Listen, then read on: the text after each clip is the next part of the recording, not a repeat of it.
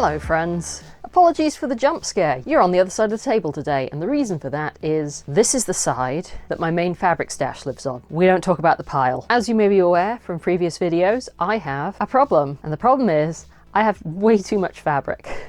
That's the theme of today's video. I would like to just hang out a bit, have a bit of a chat. We're gonna sort through some of the fabrics that I own, talk about what I want to do with them, and more importantly, when and how I think that's going to happen. I'm one of those people who will buy fabric and have it in their stash for 10 years and pull it out every time and be like, I know exactly what I was going to do with that. But it's the final step, the final hurdle that is the problem. And so let's address some of those hurdles.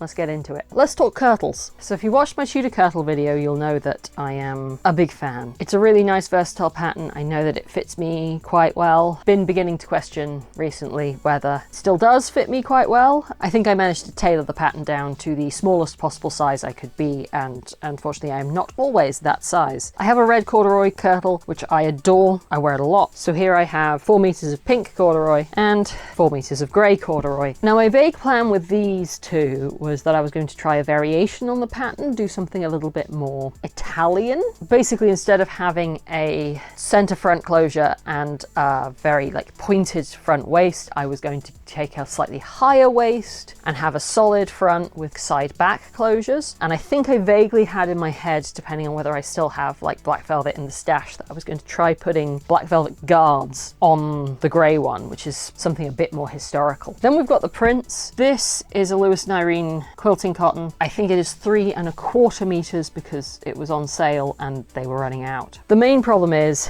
it's super Christmassy. It's very definitely a Christmas print. There's no way you're getting around this. Don't ask me why Halloween prints are fine all year round, but Christmas prints are not. This, again, I was thinking original pattern, but because it's sort of a brocade-inspired pattern, there are motifs you can center. I was thinking closed front side lacing, but I didn't get it done in time for Christmas, and so I didn't do it. This is a Halloween print from, I believe, Moda. This one is definitely a Halloween print, and it's like a pastel Halloween print, so it's even better. I think this would be great for summer if I can get it done in time, because it's got flowers in it as well as the pumpkins. And then I also have this one, which I think is, if it's not Moda, it's the Ruby Star Society.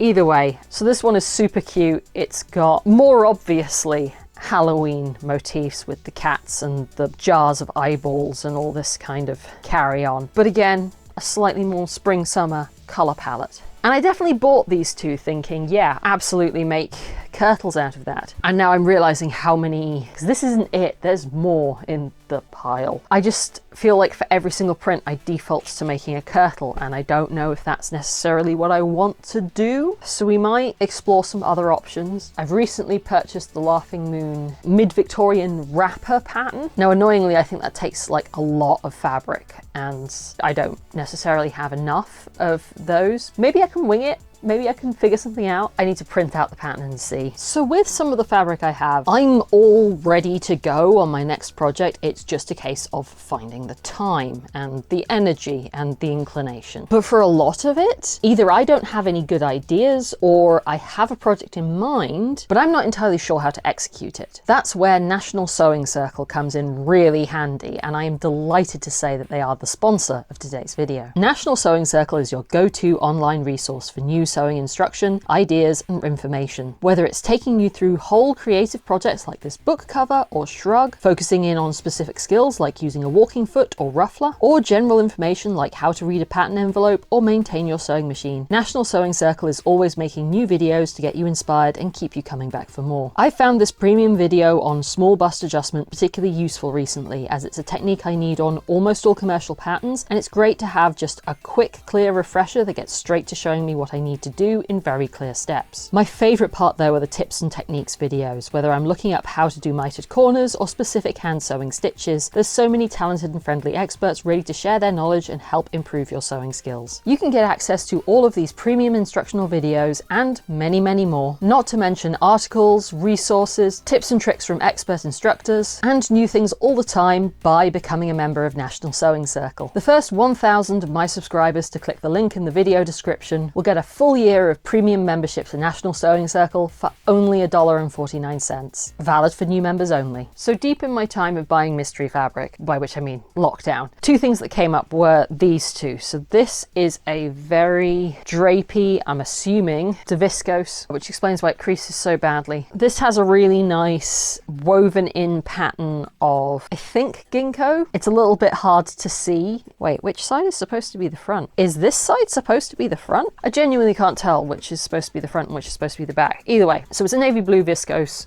which has this woven in Jacquard pattern. It's super soft and drapey. And I also got this really interesting chiffon, which is also a navy, and it has flowers both woven in and dyed in. It's a really cool effect. It's a really interesting piece of fabric. These two go together quite nicely. I basically thought to myself, well, you could make an outfit out of these two. And my general conclusion was that I was going to make a underdress, probably rectangular construction, maybe mix it up a bit and do the more Eastern European rectangular construction where the side gores go into the sleeves and the sleeve gores are a little bit further out. Maybe give that a go. And then an overdress out of the pattern chiffon, which I was kind of vaguely imagining as something like a hangarok or an apron dress or a sarafan, which is a Central Asian garment which is superficially kind of similar to the hangarok. Why haven't I done this yet? It's not the most exciting project in the world. I would love these pieces once they are made, but they're going to be all rectangles. There's going to be a lot of seam finishing that has to happen because both of these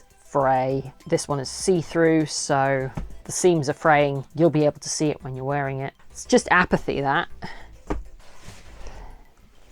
So this is a big piece of purple linen, just very standard from Maggie's Fab Fabrics on eBay, which I can never say. And then this is part of a duvet cover that I got from a charity shop many years ago. Now, the original plan with this, back when people cared about Game of Thrones, I mean, cared more about Game of Thrones, everyone wanted to make that one dress with the wrap over front and the big long sleeves. Or maybe they didn't, but at least that's the dress that the pattern companies all copied. Crucially, there was functionally two patterns from two different pattern companies for the same style of dress. Some years ago I made one of them. That was pretty cool, it was pretty fun, and I always intended to make a second one. I bought that brown linen for the one I made historically and this purple linen at the same time. I had the contrast fabrics already in my stash and planned out. I made the first one and then I stalled out and never made the second one. I think in the depths of lockdown I was like speculatively making LARP kit because obviously there would be more LARP after that lifted, and there hasn't been. Everyone who comes up with a fantasy LARP seems to be allergic to giving you like a high fantasy costume brief. Everyone wants to be very gritty and real, and I'm like, no, let me wear a purple princess dress. There is, thankfully, by the looks of it, something in the works that would give me the opportunity to wear a purple princess dress. But the first event is far too far away and I cannot travel that far and also camp. We'll see if anything comes of that. There's a lot of random bits of cotton in here, which I feel like I should remember more for when I'm lining things and need random bits of cotton. I will forget this. So here we have two very different brown velvets. So on the one hand, I've got a very heavy, slightly longer pile, dark brown furnishing velvet in a considerable quantity. And on the other, I've got this very light brown, quite soft, quite short pile clothing velvet. Genuinely, no real clear plans. I think I've thought of things to do with these two fabrics before, but I think for both of them, nothing's really felt right, nothing's really stuck. I do think that the plan at some point must have been medieval or Renaissance gowns. This is a gown in the sense of like a heavy overgarment, not a gown in the sense of a dress. I don't hate that idea. That is something that I want to explore, especially since I recently there's a new book out about making medieval menswear. Very excited to try out some of the stuff in that. But I think my main problem is that I'm just not feeling super inspired by either of these, which when there's other stuff in the stash which is inspiring just means they get bumped further and further down the list. I don't know what to do about that one. I think hang tight, the moment will arise. Again, somebody, anybody, run more high fantasy LARPs. This, nearly 5 meters, of brown Jacquard. I'm pretty sure this has been in my stash since the first year of university. I needed a brown Jacquard for a specific costume piece. This 5 meter length was all I could find, so I bought it and it has sat ever since. And at various times I've come up with various different things I wanted to do with it. Several times I've decided that ultimately I'm going to make a bustle dress out of it, but every time I don't get around to it, and then my reason for needing a bustle dress goes away again. Occasionally I come back to it and think, well, I could just make something voluminous and medieval or fantasy inspired. Gosh, this has been in my stash so long that some of the loose hairs attached to it have colour in them. Again, I think this is just going to hang around and wait for a time when it is useful. It's such a big cut of fabric that I don't want to nibble away at it making small things, which I could, but I've got no reason to. A time will come when I need either a Victorian dress or a medieval gown, or there's just such a host of things it could be. It's a nice weight, it's a nice balance between a pattern and not being sort of overwhelming. Incidentally, I don't think I've said this yet, but if you have any ideas, with the caveat that I am insanely picky, I don't expect you to manage the fact that I'm insanely picky. I'm just saying that if you're like, oh, I would make this out of it, and I'm like, I'm absolutely not going to do that. It's not a judgment on you or how good your idea is. It's just that I'm really difficult to please. Don't let that stop you leaving suggestions. Don't be offended if I then don't take your suggestion. It's not you, it's me. Mystery silks. I mean, I say that, they're not really mystery. So many years ago, long after the proper fabric shop in the city that I lived had closed down. Yes, there was one fabric shop and it closed down. There was a much smaller sort of notions and haberdashery and yarn shop that was quite upmarket, but a local clothing manufacturer was shutting down and they needed to sell off all of their dead stock of mostly silks. So they basically just took over the upstairs room of this shop for like 4 weeks and sold off a whole bunch of silks at relatively cheap prices. I bought a lot of fabric, like especially for, at the time, I think I was no longer a student. No, I was definitely no longer a student, but as a recently a student, I bought a lot of fabric. Over the years, I've whittled down and used bits and bobs so that my original plans for those fabrics really don't factor into it anymore. Hang on, I don't think I can tell the story without all of the fabrics. There's more.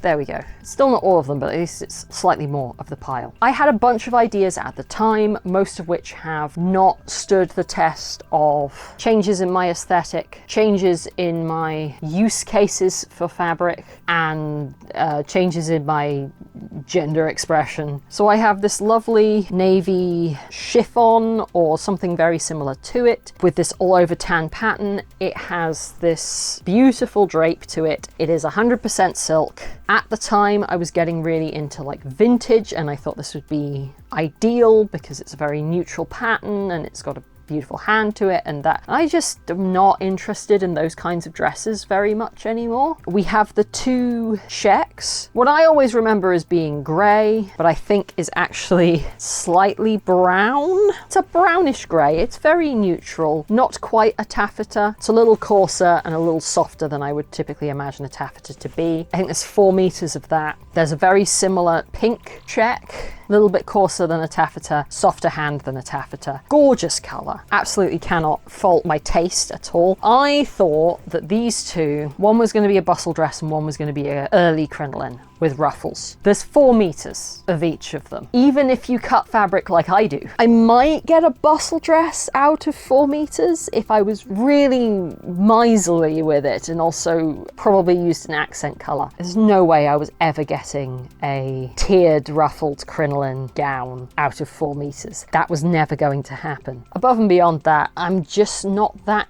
interested.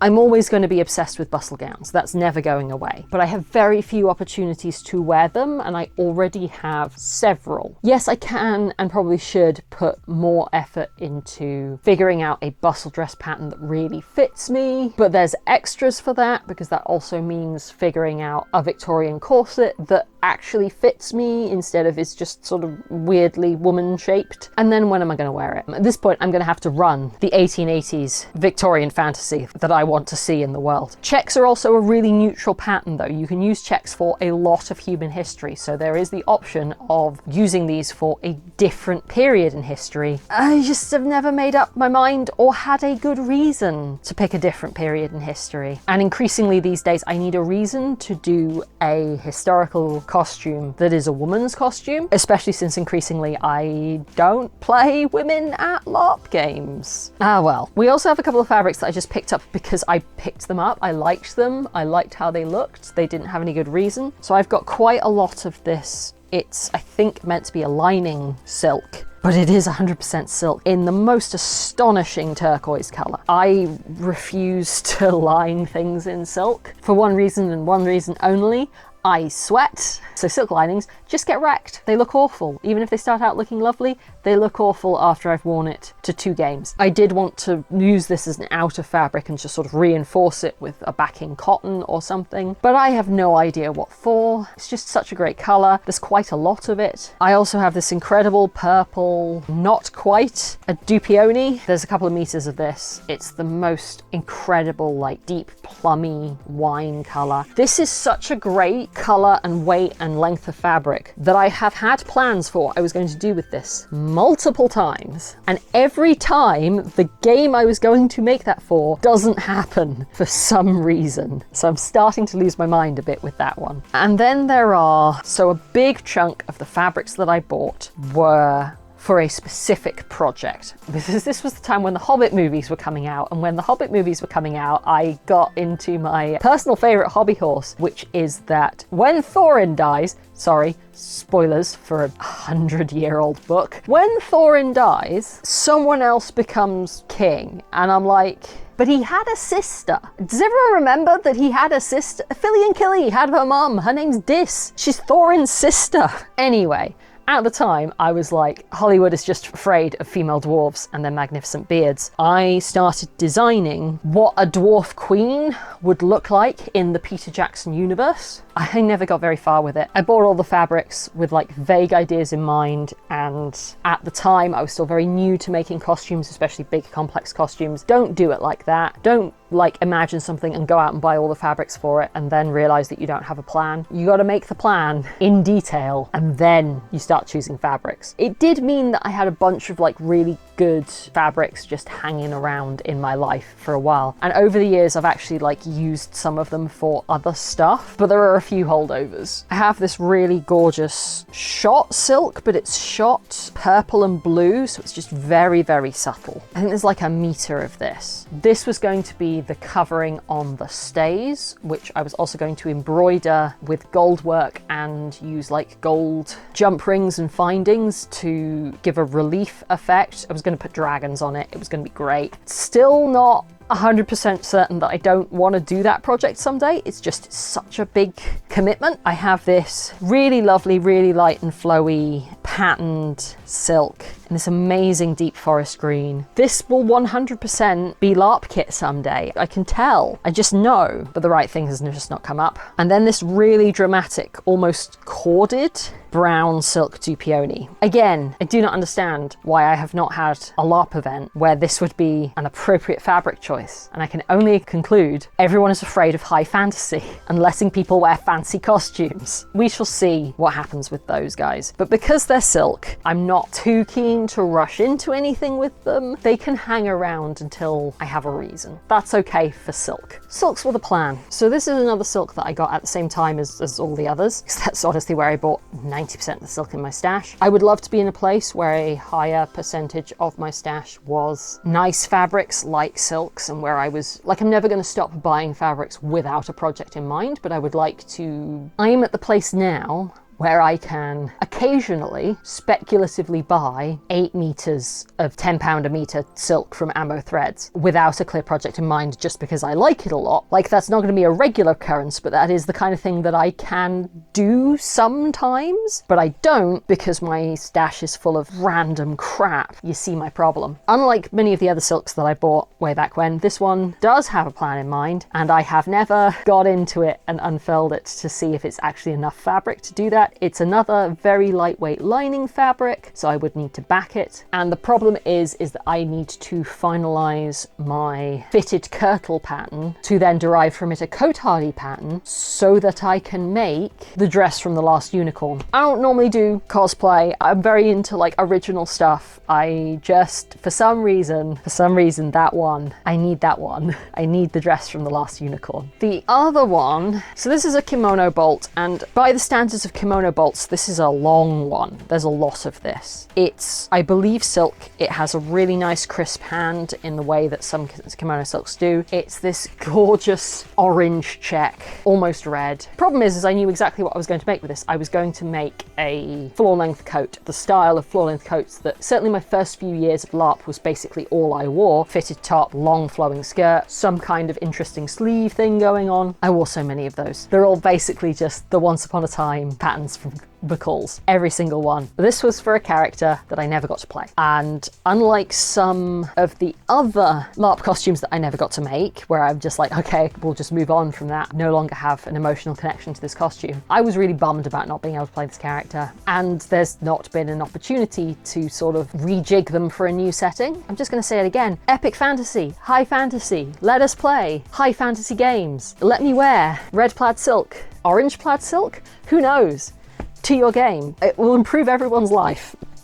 This stuff, I have 10 meters of this because that seemed like a good idea at the time. It is a very, very thin embroidered crinkle polyester. What the hell am I going to make out of this? Back when crinkle stuff was like in fashion, I remember it being like lots of slip dresses and very clingy, slightly gothy tops. Not really my vibe. At the same time, could give it more structure, but I don't know if that would ruin the crinkleness of it. It's not worth trying to iron the crinkleness out. It's just not worth doing. There's 10 meters of it. That would just be futile. I suspect the answer is some kind of like voluminous cape or gown. There's such a very narrow set of circumstances under which those would be suitable, such as a high fantasy LARP. I really need to stop going on about this. Guys, I'm dying out here. Stop telling me to wear brown tunics. Or it's just kind of like pseudo-Victorian, but not really, so just like wear a waistcoat, it's fine. Those can be fun, but not when they're the only thing on offer. Oh, yeah, I don't know. There's so much of it. Answers on a postcard. This thing. This is an absolutely massive chunk of wool. I always remember this as being like blanket thick. It's not quite that bad. Like, it's definitely coat weight rather than clothing weight, but it's not unmanageable. Over the years, I've had various different ideas of what I was going to do with this, and they've all been sort of coat adjacent. At one point, I thought I was going to make what in the industry we call a murder robe, which is basically just sort of a big generic hooded garment you can throw on at night, either to monster or to murder your friends in the dark. Because I thought it would be funny to have a murder robe that was forest green and check, but I never really got around to it. And then I was gonna make a bustle era coat. At the time I was playing a character who wore bustle dresses. They were all very elaborate and that, and I thought like having a coat makes sense for this character and would let me do more outside stuff at these games. And then I wasn't playing that game anymore, so it didn't matter. I just keep going backwards and forwards on like what kind of coat I want to make out of this, and the answer is almost certainly not just a regular coat for everyday wear, but I've never been able to pin down the details. I've just never been able to figure out exactly what it is that I want, so it just takes up a lot of space. This was an eBay find, by the way. It was a secondhand. Someone else was destashing. It was not expensive. Silk brocade. So I don't have a lot of silk brocade. I mean, I'm saying that. Hang on. That is. Those are. That is. Oh, there's probably more in here, but when will I ever find it? Oh, that is. and that. For a while, because I was doing a lot of historical games, I got into the habit of looking out for and buying someone who makes historical costume, would occasionally just offload their scraps in a Facebook group. And I was like, I don't need big chunks of silk brocade. I just need enough for a partlet or some sleeves or some trim. Well, now I have a pile of weirdly shaped silk brocade scraps that I don't know what to do with. I mean, I say I don't know what to do. There is the time-honoured use them for small trimmings and bits. I can use them for historical accessories, which is honestly the bit that I always... I mean, doesn't everyone concentrate on doing like the big gown and not the partlet or the hood or the sleeves? Oh, this one was actually my scraps. That's from the tea gown that I made. They're all great. They're all reasonably similar weights. Some of them have quite big pieces. Some of them have very small pieces. I did have the idea, and it's not the best idea. It's not quite come together in my brain yet, but I did have the idea of seeing if I could make a jacket that was somehow modular instead of sewing all of the pieces together. So the fronts and the back and maybe the skirts and the sleeves were all separate pieces and they had eyelets in them and you could lace them together. That way I could make as many pieces as I wanted out of any given fabric, and I could have multiples of each piece, so I could decide that I was going sleeveless with it this time, or I could decide that I was putting the skirts on this time, and I could combine 2 different fabrics, or I could combine 5 different fabrics. I could swap the red sleeves for the blue sleeves. The problem is that's a massive project. What sounds like a scrappy kind of thing actually would require a lot of forethought and planning. I would need exactly the right jacket pattern. I would need to get the fit exactly where I wanted it. I have an Italian fly press now, which the setup still needs a few little tweaks because it's a little hard to use without actually screwing it into the work surface, which I don't want to do just yet. Setting the eyelets in was still like, that's a lot of faff, even if it's not like, oh god, I have to go out and hammer things. I have to hammer in 200 eyelets. No, I just have to crank the thing, but there's still steps to it. It's still a lot of planning. Be a lot of edge finishing because every single piece would have edges. It's not an idea I'm abandoning, it's just maybe not on the cards straight away when I have other big projects hanging over me. So there's some backstory to this. This is a purple and lime green.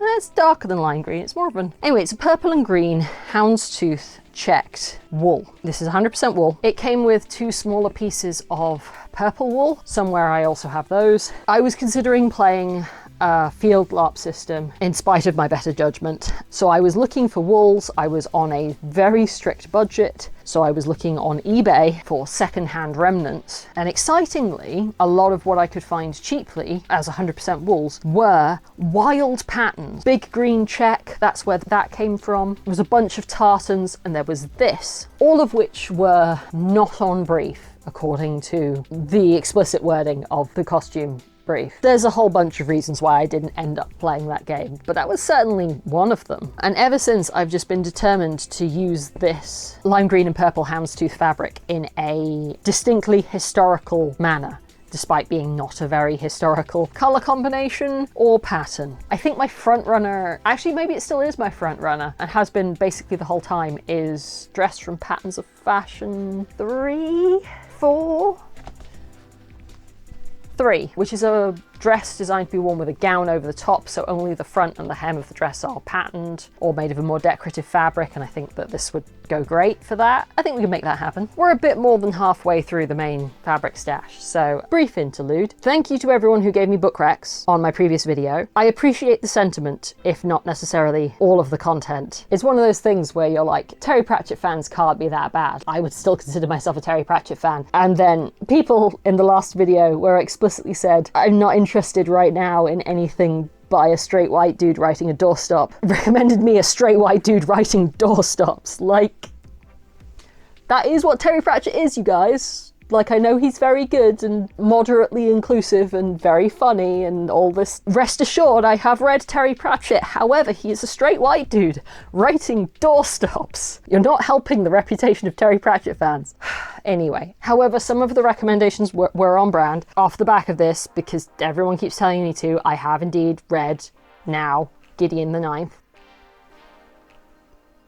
And I didn't like it. Like, I can see why other people liked it. It's not for me. I did not enjoy that. And, okay, look, come here. When I say I want a book that has queer themes, what I mean is I would like to read a book which engages with queerness in a meaningful way, either as part of the plot, for example a romance, or as a overarching theme within the book. When I say queer themes, I do not mean some of the characters are lesbians and it comes up like 3 times in passing. I know we're all desperate for queer rep, but like, queer characters existing in a story does not mean that that story has queer themes. I need you to do something with it. Yeah.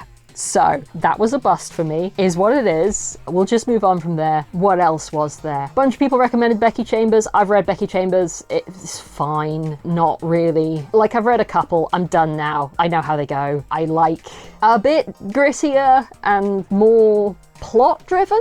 I have also read This Is How You Lose the Time War. It was good. I mean, like, technically it's very interesting how it was done, but it was just fine for me. I'm glad I read it. I rank it higher than the other books that I have just mentioned. I'm starting to think when people on the internet tell me this is the best book they've ever read, they just mean it has lesbians in it, which is fine, but not a woman, not really experienced that form of attraction. Like, that just doesn't do a lot for me. I'm really happy for you and your lesbians. They're not enough to carry a book for me personally. A whole lot of people also recommended the Murderbot Diaries. Given that I really liked Witch King, it seems like I would probably also like the Murderbot Diaries. That's like a 14-book series. I don't have that kind of commitment in me at the moment. Also, and I realize this is not a popular opinion, but I have written a genderless non-human character does not necessarily equal queer rep for me. Okay? I can enjoy a genderless non-human character. That's not my experience of queerness. I'm not saying I won't enjoy it. I'm sure I will. Just, I don't think a robot that uses it as its pronouns is queer rep. That's not it for me. You have all reminded me that Martha Wells has written a whole bunch of fantasy in like trilogies, which are manageable. So maybe I'm gonna go with that just to get something that isn't YA into the rotation. But there were a lot of really good, like, the books that only one person recommended. A lot of the time I was like, oh, okay, interesting, let's have a look. And some of them so far have been immediate bounces, and some of them I've been like, oh, I might read that. So, you know, more updates to come. As always, Ko-fi or memberships, you can read my blogs of like what I'm reading. Anyway, more fabric.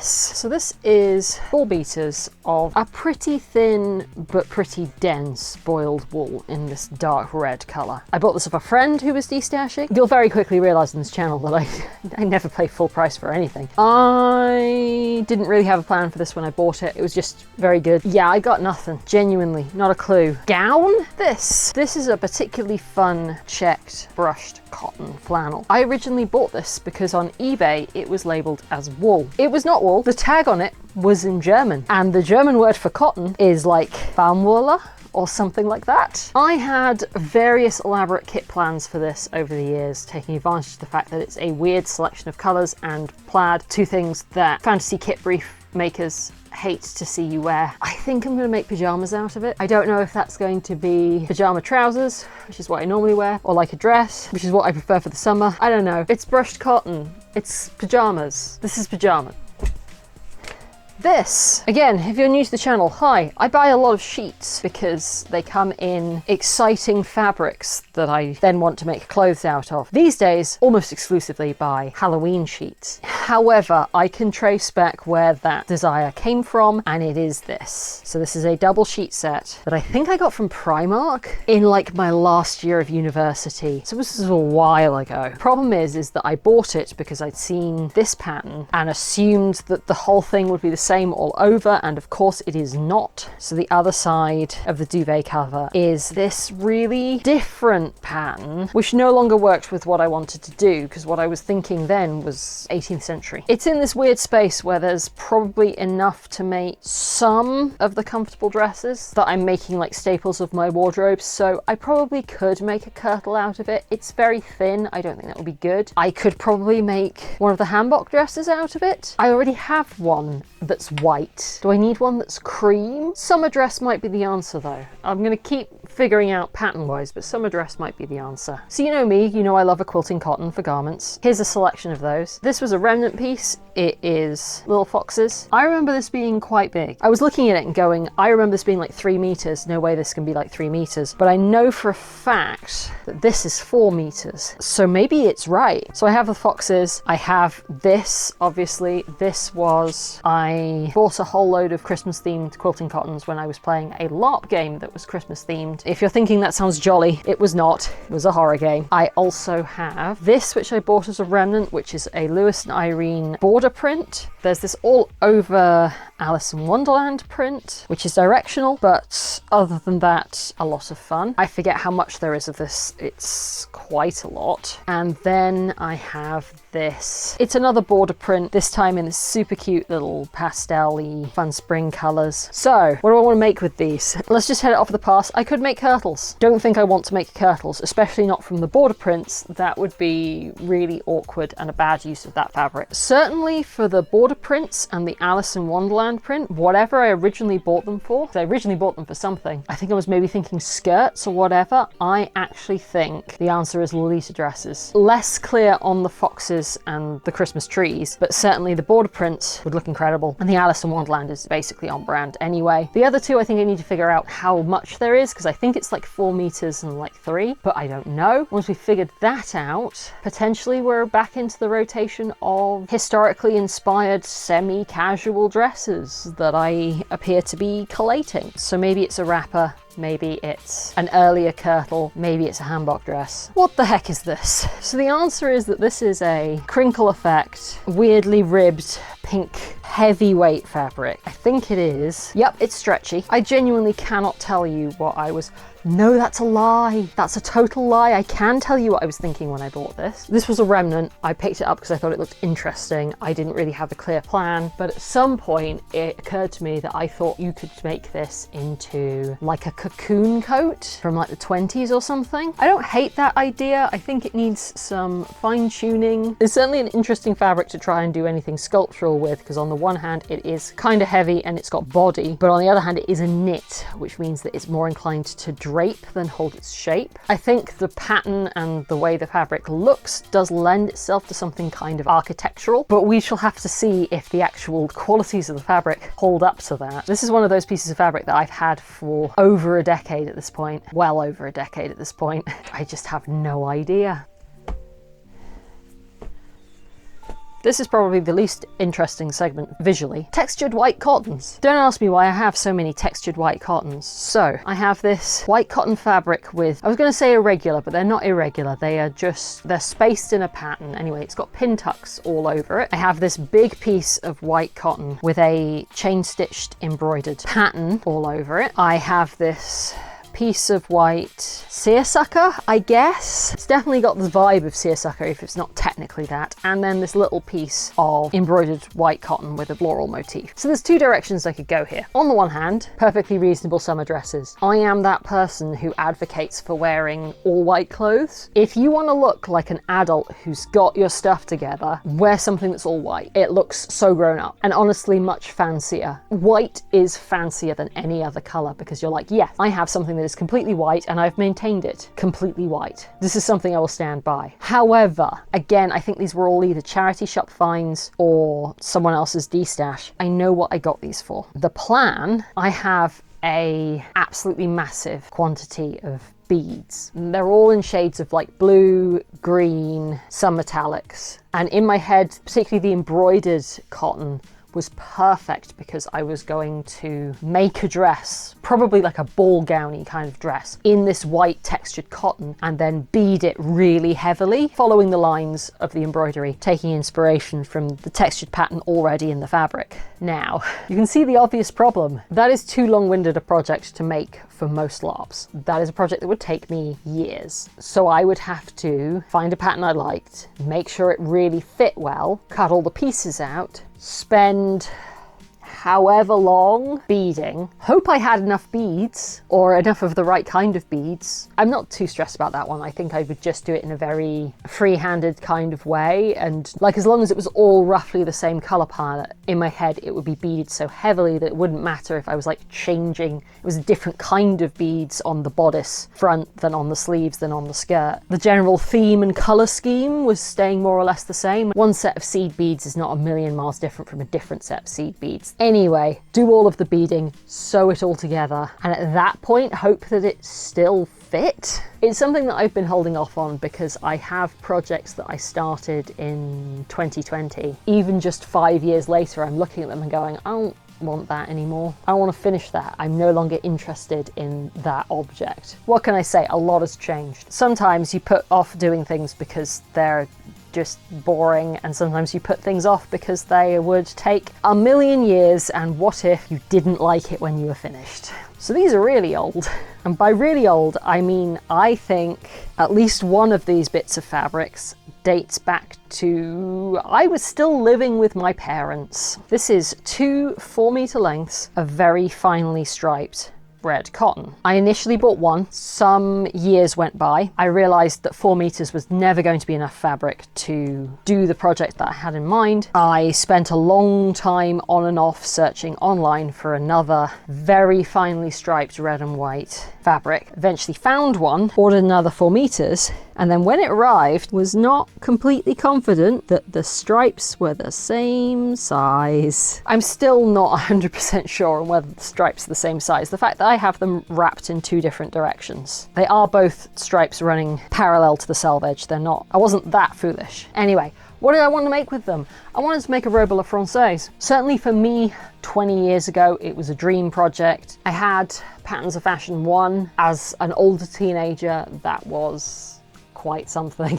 I knew that silk was going to be out my budget for a really long time, so I was looking at something else that I could do that would look deliberate. The stripes really spoke to me. The fact that they're so fine that from a distance it doesn't necessarily look like a stripe. There is, in fact, the stripes are so fine that even just looking at them kind of gives me this weird optical illusion effect that I think that if I actually did make a dress out of these, I would give myself eye strain. So that's big and clever. I did ultimately make a robe à la Française. I made it out of black curtain brocade, and it's the gothest thing in the world. I love 18th century women's clothing. I would like to make more 18th century women's clothing. It always comes down to I need to figure out stays, because I do have a pair of stays, but again, I made them nearly 20 years ago. They don't fit very well. They're not very well made. I also need to think through how I'm going to accommodate it to my body and the way I like to wear clothes, rather than, you know, trying to fit someone else's idea of what a woman should look like. I don't feel the need to conform to that, even when it's women's clothing from an extremely long time ago. I am not a woman and I live now, so we'll change some things. But yeah, I guess this is just going to hang around until I decide that I'm making a robe à la Française or I give up.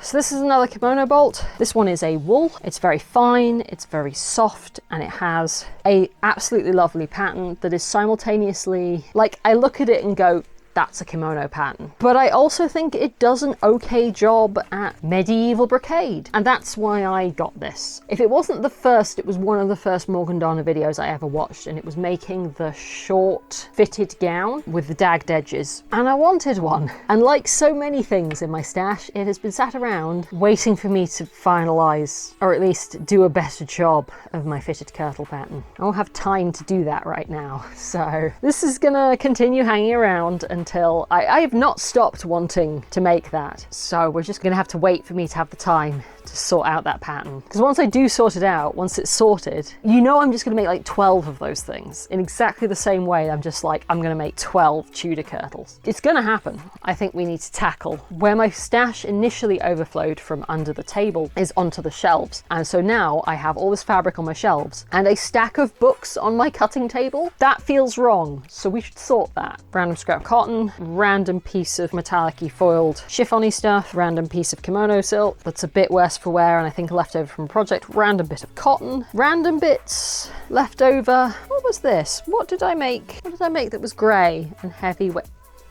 I made a cloak, left over from a cloak. Random cream bit of foiled chiffon. I remember what I used that for. I used that for prototype doublet. I never got that pattern to work. Random bit of lining material. Another random bit of lining material. Gosh, there's so much random lining material. I understand why there's loads of bits of random lining material. What is the... this was a mystery fabric from a mystery fabric bundle. I made an unboned kirtle out of this. It shrank in the wash. Not once, every time I washed it. So this has to be LARP kit that isn't washed. The reason I have so many bits of random lining material is because this is the guts of an unpicked kimono. Just going to put that to one side. So this is like 3 meters of dress net. I'm going to say dress net rather than tulle. I know everyone calls this tulle. It's not. Tulle is very soft and very fine. If it can hold a petticoat out, it's probably not tulle, it's probably dress net. Anyway, mystery fabric bundle. I got like 3 meters of black dress net and I could make a petticoat out of this. That would be fine. I don't need a petticoat. I don't find making petticoats interesting or fun, even when I'm making standard cotton petticoats for under like Victorian dresses. I used pattern fabrics and put loads of trim on them because otherwise they're really dull. The idea I had for this is to grab another fabric, possibly this. This is just a chunk of lining material. It was like 3 meters of lining material for £1, so I got a couple of different colors just thinking that I could use them for random stuff because when do I ever buy lining, right? And my vague idea was that I could make some kind of fantasy gown where the outer surface was just the dress net laid over the lining material, and each piece would be 2-layered, sandwiched together, either just sewn regularly at the seams, or potentially I would cut the seam allowance off, bind all the edges, connect them together. That sounds fiddly and annoying, but equally doable with the right pattern. I don't hate that idea. It's the kind of thing that if I wanted to make a video out of it, I'd have to come up with the rest of the costume. These days I only make fancy costumes for videos. Needs to percolate slightly more, needs to marinade.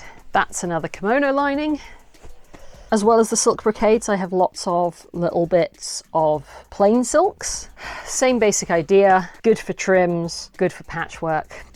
This, I was running into the problem that all of my fabric was good fabric. So I didn't really have anything for like mock-ups, lining, backing for patchwork. This was £1 a meter, so I bought 10 because that's a normal human thing to do. And it is a pale pink with metallic crinkle, not quite a chiffon, not quite a crepe. I don't know what to do with this now. It's not structurally sound enough. I bought it online, so I didn't know it was going to be this soft and drapey, so it's not structurally sound enough for most mock-ups. Part of me feels like I should just make a massive dress out of it. But also, can someone tell me why I keep buying 10-meter lengths of crinkle polyester? It had not occurred to me until now, but this is a reoccurring problem. Behold, the Astro cats. This is another sheet set. Unlike 99% of the sheet sets that I buy, we actually used this one. This is a real set of sheets that was really on my bed for some time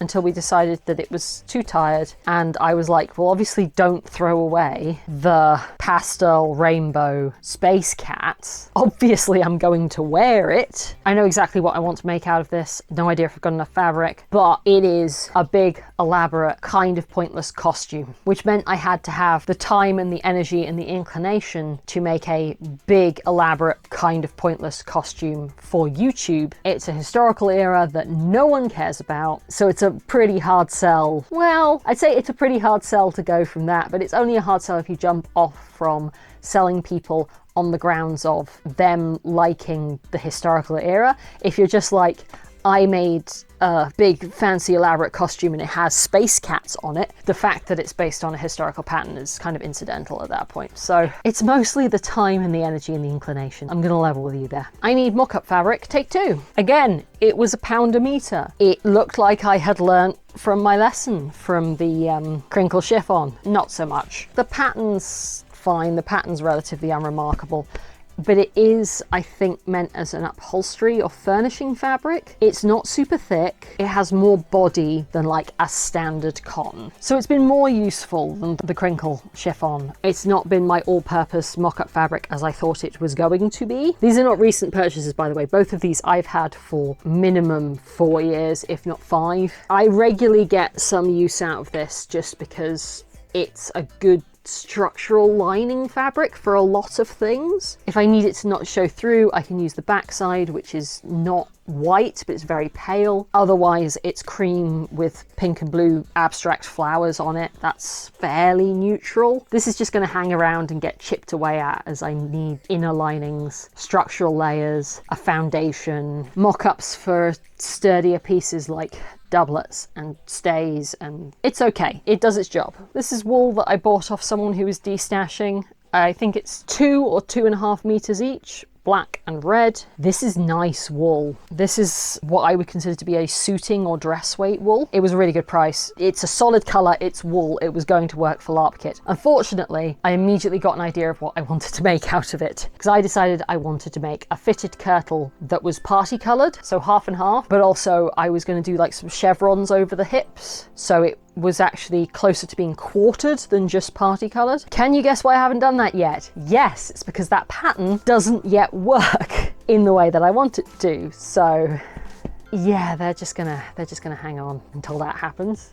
There's a lot of random bits and bobs up here. There's random bits of cotton, there's random bits of, there's all this. So this is, I forget exactly what, it's polyester. I'm pretty sure it's polyester or some kind of synthetic. It is a very lightly ribbed dress crepe. It's very light, it's very flowy. This is what I got. For Punk Rock Moraine, I made a pair of big, loose fitting, it's a pair of trousers where each leg effectively is a circle skirt or possibly a half circle skirt. I can't remember whether it was a half circle per leg or a whole circle per leg. It was a lot and they're great. I love them. It looks like a skirt, but you're actually wearing trousers. However, it means that I have all of these offcuts of just this generic black flowy fabric. Some of the offcuts are quite big. Some of them are a bit of a weird shape, but most of them are quite big. I just have no idea what to do with them. Maybe I need to come up with some kind of plan where I make a costume just on a specific color. Maybe? I don't know what I want to do with that.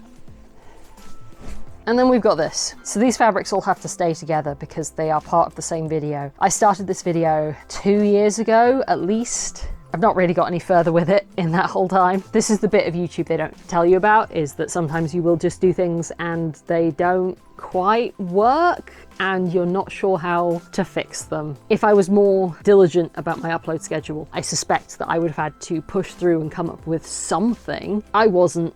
I didn't. Now I've got a whole folder full of footage that at some point I will do something with, but I do have to make the rest of the video to make it work. I think I'm about at the place now where I figured out what I didn't like about that video and what I can fix. The general theme was that this was a selection of mystery fabrics, so I absolutely wasn't in control of which fabrics I got. And from that random selection of fabrics, I was trying to make a costume. I think I focused too much on making individual pieces without thinking about how they would work together in a costume. And I think by starting with the foundational pieces that were kind of, I don't want to say they were boring, but they were kind of boring. I just didn't give myself a lot of room to be creative and have fun with it. And lo, it didn't quite work. I wasn't quite happy with it. This was fun. We should do this again sometime. Maybe when I tackle the pile of fabric that's currently eating an entire corner of the floor space in my room, which is not very much. Nice laid back little interlude while I was just finishing up some other projects. I've got a really fun sewing project in the works. It's a bit experimental. I hope it comes together and I hope you enjoy it. Thank you so much for watching. Don't forget to like, comment and subscribe to keep the YouTube gods happy. Follow me on various other platforms. Who knows if I'll post there, with the exception of Tumblr. You will get so much nonsense on Tumblr. Down in the description box you'll find a link to my Ko-fi page where you can make a one-off or recurring donation to support the channel, or you can become a channel member here on YouTube. Channel members get early access to all of my videos, plus a couple of fun extra things like emoji. As previously mentioned, I write a monthly blog in both places where I tell you about what books I have been reading. Not that I think that's worth subscribing on its own merit, but I'm enjoying it. I hope you guys are also enjoying it. But no matter how you choose to support the channel, I couldn't do what I do without your help. I've about hit my breaking point, so I'm off to go read another KJ Charles. So dream big, and I'll see you next time.